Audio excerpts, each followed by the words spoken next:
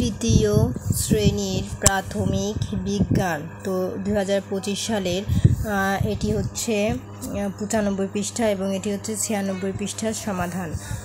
তো 95 পৃষ্ঠায় আছে শূন্য স্থান, এক ক থেকে ঘ, এবং 2 নম্বরে আছে ডান বাম মিলকরণ, এবং 3 নম্বরে আছে টিক চিহ্ন।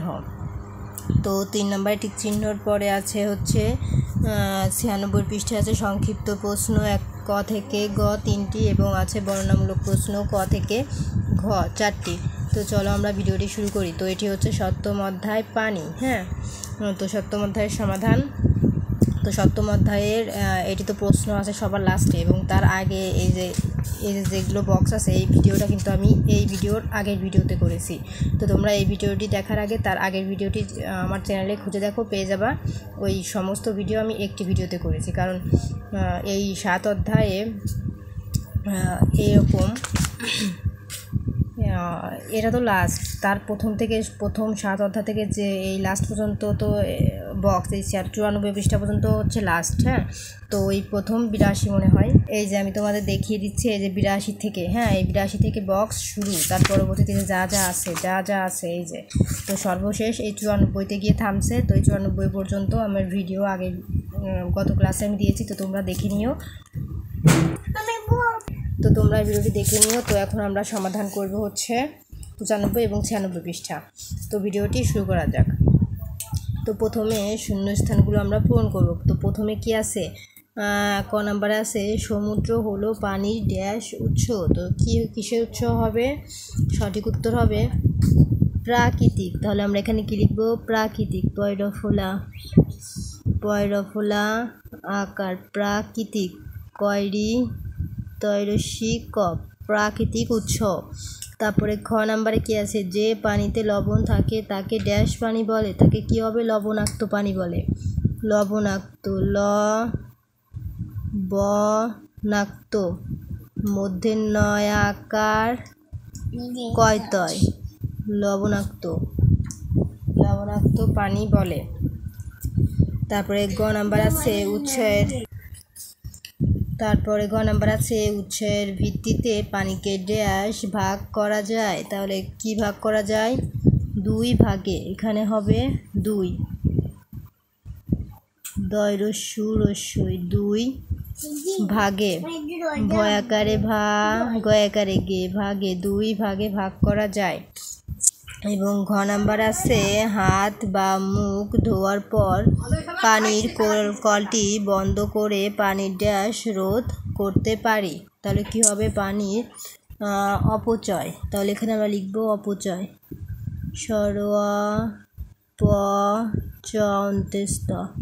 অপচয় রোধ করতে পারি। এখন 2 নাম্বার আছে নিচের ডান পাশের শব্দের সাথে বাম পাশের শব্দের মিল করি। এখন এটি হচ্ছে বাম পাশ, এটি হচ্ছে ডান পাশ। তো বাম পাশে কি আছে? বৃষ্টির পানি, পুকুর, অনিরাপদ পানি, লবণাক্ত পানি, নিরাপদ পানি। এবং ডান পাশে আছে সাগরের পানি, লাল রং করা নলকূপের পানি, ফুটানো পানি, মানুষের তৈরি পানির উৎস, পানির প্রাকৃতিক উৎস। তো এটির মিলকরণ কি হবে? এটির মিলকরণ হবে বৃষ্টির পানি, প্রাকৃতিক পানির উৎস। তো আমরা এখানে সংখ্যা দিয়ে নিই, তাহলে আমাদের কি হবে? মিলাইতে সহজ হবে। তো বৃষ্টির পানির সাথে কোনটি মিলে হচ্ছে পানির প্রাকৃতিক উৎস, এই যে পানির প্রাকৃতিক উৎস, এটি মিলে। তারপরে পুকুরের সাথে পানি কোনটি মিলে? মানুষের তৈরি পানির উৎস, এই যে মানুষের তৈরি পানির উৎস। তারপরে 3 নম্বরে আছে অনিরাপদ পানি। তো অনিরাপদ পানির সাথে কোনটি মিলে? এই যে লাল রং করা নলকূপের পানি। তাহলে এটি হচ্ছে 3 নম্বর দিব। লবণাক্ত পানি, এটির সাথে কোনটি মেলে? এখন 4 নম্বরে লবণাক্ত পানি, এটির সাথে মিলে সাগরের পানি, এই যেটি হবে 4 নম্বর। তারপরে আছে নিরাপদ পানির সাথে মিলে হচ্ছে ফুটানো পানি, 5 মিলে গেছে। তো এখন আমরা টিক চিহ্ন দেখব। এখানে বলেছে 3 নম্বরে সঠিক উত্তরে টিক চিহ্ন দিই। 1 নম্বরে আছে নিচের কোনগুলো পানির প্রাকৃতিক উৎস?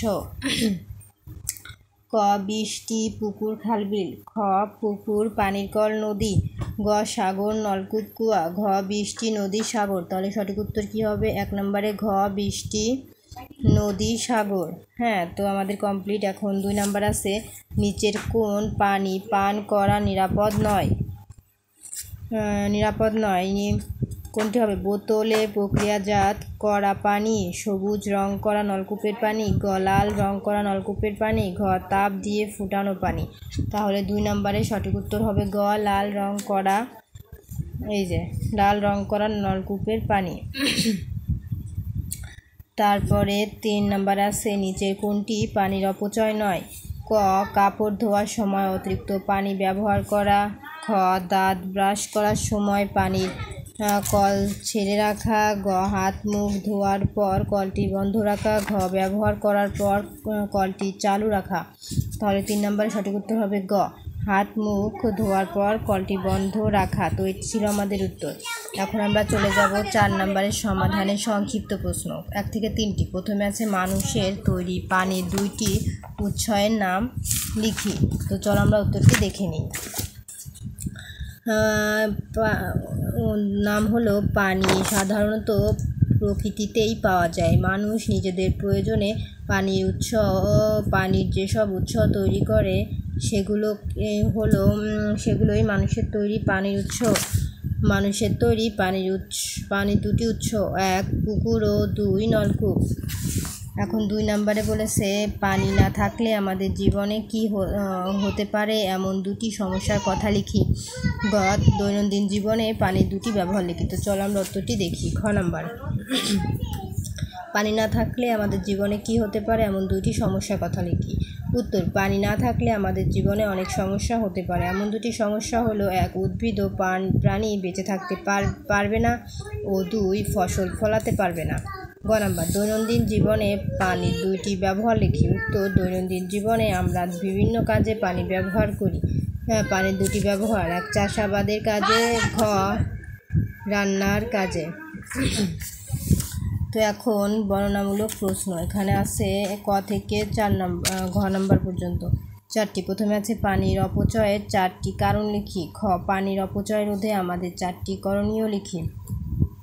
গ, লবণাক্ততার ভিত্তিতে নিচের পানি উৎসগুলোকে শ্রেণীকরণ করি। ঝর্ণা, নদী, পুকুর, সমুদ্র, মহাসাগর। খ, পানির অপচয় রোধ করা কেন প্রয়োজন? তো চলো আমরা উত্তরগুলো দেখি।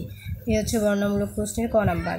পানির অপচয়ের 4টি কারণ লিখি। উত্তর, পানির অপচয়ের 4টি কারণ নিম্নরূপ। 1 কাপড় কাচার সময় পানির কল অযথা ছেড়ে রাখা। 2 দাঁত ব্রাশ বা হাত ধোয়ার সময় কল একটানা ছেড়ে রাখা। 3 গোসল বা হাত পা ধোয়ার সময় প্রয়োজনে বেশি পানি ব্যবহার করা। 4 ধোয়া মোছার কাজে প্রয়োজনের চেয়ে বেশি পানি নেওয়া।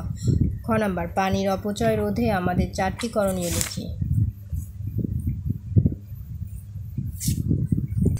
এই একই প্রশ্ন 2বার হয়ে গেল। পানির অপচয়ের 4টি কারণ লিখি। এখানে বলেছে পানির অপচয় রোধে আমাদের 4টি করণীয় লিখি। একই প্রশ্নই তো প্রায় ধরতে গেলে। তো যাই হোক আমরা উত্তরটি দেখি।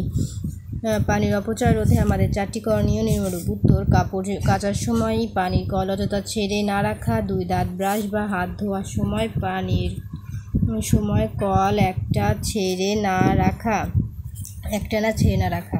3 গোসল করার সময় প্রয়োজনের বেশি পানি ব্যবহার না করা। 4 যতটুকু পানি লাগবে ঠিক ততটুকুই পানি গ্লাসে নেওয়া। গ নম্বর, লবণাক্ত পানির ভিত্তিতে নিচের পানি উৎসগুলোকে শ্রেণীকরণ করি। ঝর্ণা, নদী, পুকুর, সমুদ্র, মহাসাগর। লবণাক্তর ভিত্তিতে পানির উৎসগুলো শ্রেণীকরণ। লবণাক্ত বা লোনা পানি, স্বাদু বা মিঠা পানি, সমুদ্র, মহাসাগর, ঝর্ণা, নদী, পুকুর। এই ছিল গ নম্বর উত্তর। ঘ নম্বর, পানির অপচয় রোধ করা কেন প্রয়োজন? উত্তর, পৃথিবীতে প্রচুর পরিমাণ পানি থাকলেও পানের যোগ্য পানি খুবই কম। আমাদের জনসংখ্যা যতই বাড়ছে মানুষ তত বেশি পরিমাণে পানি ব্যবহার করছে, তাই ব্যবহারযোগ্য পানির পরিমাণ কমে যাচ্ছে। এজন্য পানির যথাযথ ব্যবহারে আমাদের অধিক যত্নশীল হওয়া প্রয়োজন। তাই প্রয়োজনের চাইতে অধিক পানি কোনোভাবেই অপচয় করা উচিত নয়। তো এই ছিল আমাদের ঘ নম্বরের সমাধান। তো আজকের মতো এই পর্যন্তই। অষ্টম অধ্যায়ের ভিডিও দেখার জন্য অবশ্যই সাবস্ক্রাইব মাই চ্যানেল।